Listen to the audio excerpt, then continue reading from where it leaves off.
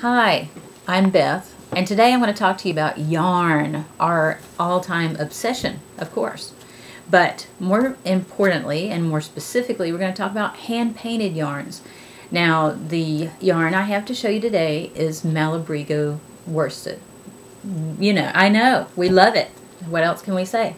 Now, I have several skeins here, and I don't know if you've ever been intimidated by going into the yarn store and picking out enough for a decent sized project.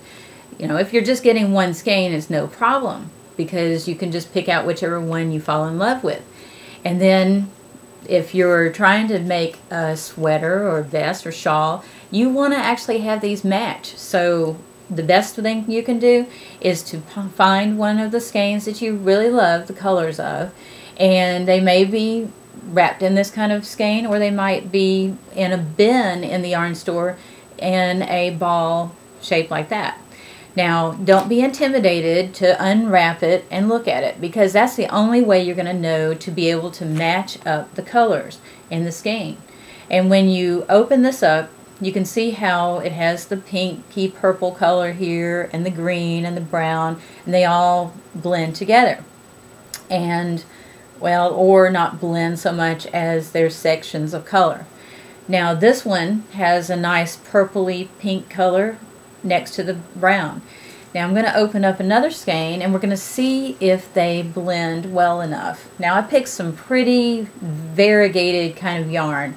The subtle ones I had probably wouldn't be able to show up so much on the screen, so that's why I picked these for you to see today. I haven't decided yet what these are going to grow up to become, but they're going to be spectacular, of course, whenever they do tell me what they want to be. The greens here, some of them have a little bit more yellow to them, so you have to kind of look at them and lay them out on the table together. Now I've got the two skeins here. Oh, and if you're intimidated by the process of unwrapping them and more importantly, making sure they're wrapped up again properly, just ask one of the yarn staff before you unwrap it, and then ask them to help you wrap it back up if you're not sure how to do that. And we'll show you in a moment. Now, back to the yarn here. You can see it's got some bright greens, and this one has more, over here, more brown showing up. But the question is, do they all blend well together? Now I'm going to take one of these and I'm going to turn it so that the greens are together on the ends, and then the purple is in the center, purpley pink. And if I rotate it, you can kind of see that they aren't all solid, and that's the beauty of these kettle dyed and hand painted kind of yarns. They just make your heart sing, don't they? They do mine anyway.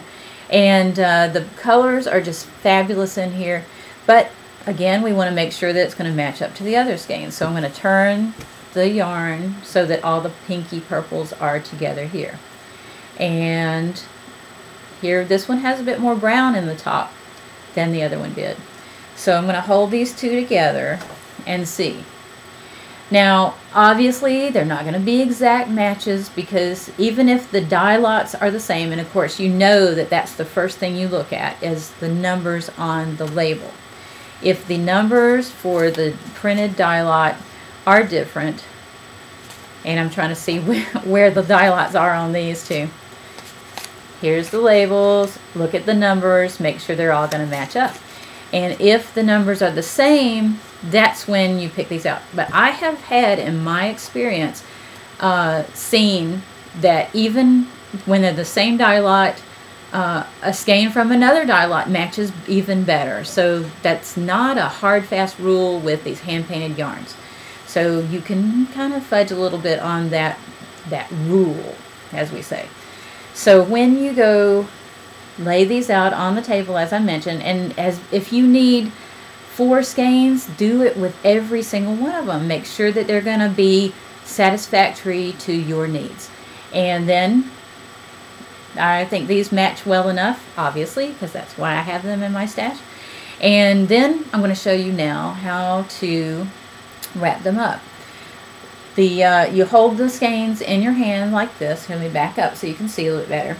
And you twist. You hold one hand still, and you twist with the other one winding until it wants to curl on itself. When it starts doing that, you just fold it down in the middle and then push one of the ends. See how it makes like a little hole there?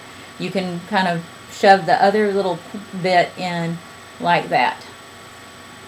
And that's all it is.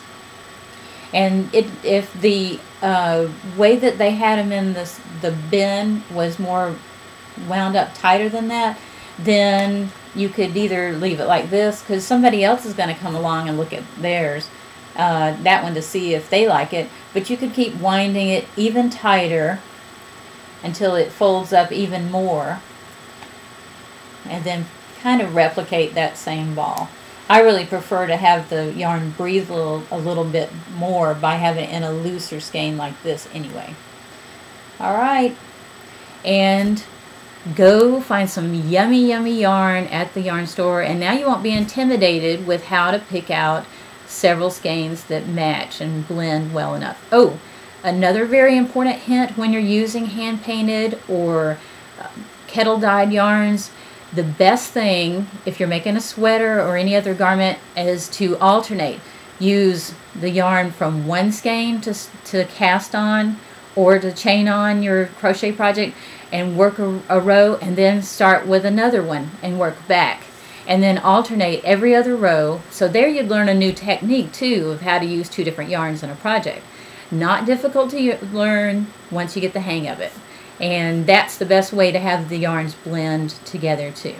Alright, thanks for coming by today, and we'll see you next time. Bye.